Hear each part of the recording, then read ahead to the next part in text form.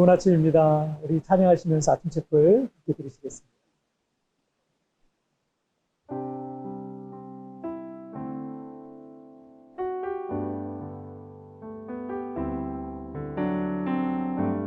십자가 그 사랑 멀리 떠나서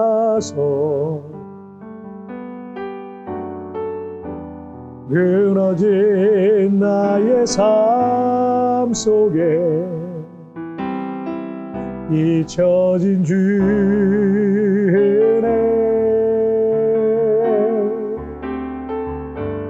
돌 같은 내 마음 거룩한 제사 다시 일으켜 세우신 주를 사랑합니다. 주 나를 보아시고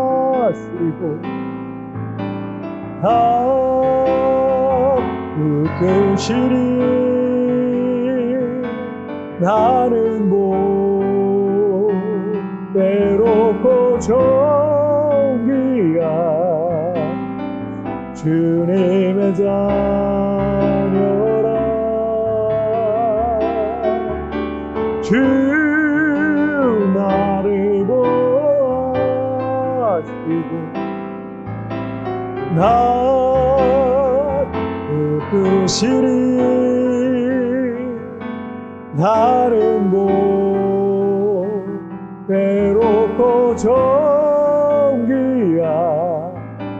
주의 자녀라. 자, 우리 같이 기도하시겠습니다. 살아계신 하나님 아버지 감사합니다. 오늘도 이렇게 우리 하나님 앞에 채플로서 하나님 앞에 하루를 시작합니다. 붙들어 주옵소서. 말씀으로 나를 새롭게 하여 주옵소서. 하나님의 선하신 뜻을 알게 하여 주옵소서.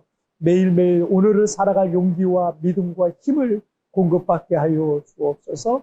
주여 오늘 이 아침 예배도 우리 하나님 받으실 것을 믿사오며 예수님의 이름으로 기도하옵나이다. 아멘.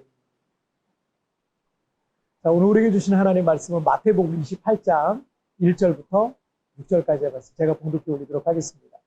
안식일이 다 지나고 안식 후 첫날이 되려는 새벽에 막달라 마리아와 다른 마리아가 무덤을 보려고 갔더니 큰 지진이 나며 주의 천사가 하늘로부터 내려와 돌을 굴려내고 그 위에 앉았는데 그의 형상이 번개 같고 그 옷은 눈같이 희건해 지키던 자들이 그를 무서워하여 떨며 죽은 사람과 같이 되었더라. 천사가 여자들에게 말하여 이르되 너희는 무서워하지 말라. 십자가에 못 박히신 예수를 너희가 찾는 줄을 내가 아노라. 그가 여기 계시지 않고 그가 말씀하신 대로 살아나셨느니라. 와서 그가 누우셨던 곳을 보라. 아멘.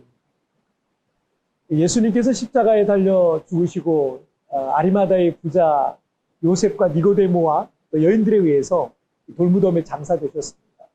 이 대제사장들과 바리새인들은 나사렛 예수의 제자들이 무덤에서 시체를 훔쳐서 예수가 살아났다고 거짓말을 퍼뜨려서 사회적 혼란을 일으킬 우려가 있으니 군병들이 무덤을 지킬 수 있도록 지원해달라고 충독 빌라도에게 요청을 합니다.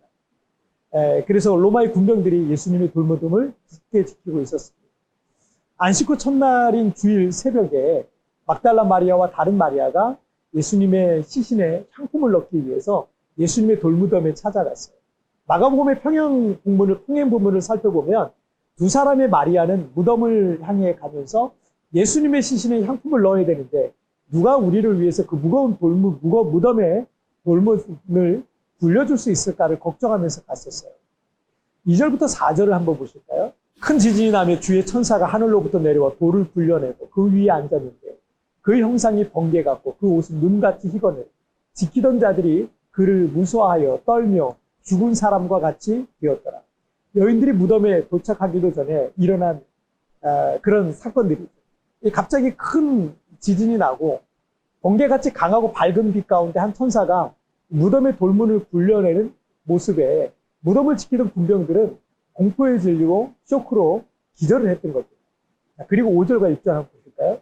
천사가 여자들에게 말하여 이르되 너희는 무서워하지 말라. 십자가에 못 박히신 예수를 너희가 찾는 줄을 내가 아노라. 그가 여기 계시지 않고 그가 말씀하시던 대로 살아나셨느니라. 와서 그가 누우셨던 곳을 보라. 예수님께서 십자가에 달려 죽으시기 전 이 제자들에게 여러 차례 말씀하셨던 대로 예수님은 죽은 자 가운데 다시 살아나서 부활의 첫 열매가 되신 겁니다. 세계 3대 종교 중에 하나인 기독교 다음으로 가장 많은 신도수를 자랑하는 이슬람교를 창시한 마호멧은 모하메드라고도 그러죠. 이 몇 개월 동안 열병과 두통에 시달리다가 62세에 죽었어요. 그의 마지막 부인인 아이사의 집 근처인 메디나에 그리고 매장이 되죠. 그리고 13세기 후대에 무슬림들이 그 무덤 위에 초록색 돔을 세웠고 지금도 이슬람교인들은 평생에 한 번은 꼭 순례를 해야 하는 그들의 성지 중에 한 곳이 그 메디나입니다. 마호멧의 무덤이죠. 지금도 이 마호멧의 백골은 그의 무덤에 남아있을 것으로 생각됩니다. 불교의 석가모니 가우타마 부타 또는 가우타마 시다르타는 29세에 출가해서 35세에 깨달음을 성취하고 불교를 창시했는데 그는 버섯이나 돼지고기를 먹고 심한 이질, 식중독을 앓다가 쿠시나르라는 지역에서 80세 때 사망했습니다. 석가모니는 이 사망 후에 화장이 됩니다. 그리고 그의 뼈 조각들은 8개로 나눠가지고 각 지역 8개 장소로 보내지게 됩니다. 그의 뼈 조각이 8곳으로 나눠졌기 때문에 석가모니는 따로 무덤이 없지만 이 불교도들은 그의 시신을 화장했던 쿠시나가르의 그 화장터 위에 커다란 그 무덤과 같은 화장탑을 하나 세워요. 그리고 그를 지금까지 기리고 있죠. 세계 곳곳에 엄청난 수의 신도들을 자랑하는 통일교의 문선명도 2012년 죽었어요. 그리고 통일교의 성지라고 하는 가평의 천정궁이라는 곳에 무덤에 묻혔어요. 북한을 건국한 김일성은 거의 교주나 시적인 존재로 신격화되어 있습니다. 하지만 1994년 김일성도 죽어서 금수산 기념궁전이라는 곳에 미라 상태로 보관되어 있습니다. 그러나 예수님의 무덤은 비어 있어요. 왜냐하면 예수님은 죽어서 무덤에 장사되었으나 다시 살아나셨기 때문입니다. 그래서 예수님의 무덤이 필요 없는 거예요. 예수님의 무덤이 비었다는 사실은 우리에게 이런 말씀을 하시는 거예요. 너도 다시 살아날 것이다. 너도 다시 회복될 것이다. 너는 그 인생의 무덤에서 나오라. 너는 그 무덤에 머물지 말라. 너는 아무 소망이 없다고 말하지 말라. 내가 너도 다시 살릴 것이다. 라고 말씀하시고 있는 거예요. 우리는 이 부활의 믿음으로 우리에게 주어진 삶을 살아내야 하는 겁니다. 종종 우리의 삶에 아무 희망도 남지 않은 것 같은 순간들도 있을 겁니다. 그러나 그 실패와 절망의 무덤에 갇혀 낙심하지 마십시오. 장차 우리를 다시 부활시키실 전능하신 하나님을 신뢰하시길 바랍니다.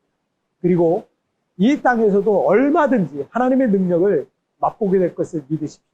내 인생의 무덤에서 나를 다시 일으키실 하나님을 신뢰하시기를 주님의 이름으로 축복합니다. 자, 우리 함께 기도하시겠습니다. 살아계신 하나님 아버지 감사합니다. 너도 다시 살아날 것이다. 내가 너를 다시 일으킬 것이다. 내가 너를 도와줄 것이다. 너는 아무 소망이 없다고 말하지 말라. 오늘 예수님의 빈 무덤을 통해서 우리에게 주시는 이 교훈을 우리가 마음에 새기고 때때로 우리는 인생 속에 여러 가지 일들로 인하여 낙심하고 절망하고 좌절할 때가 있습니다.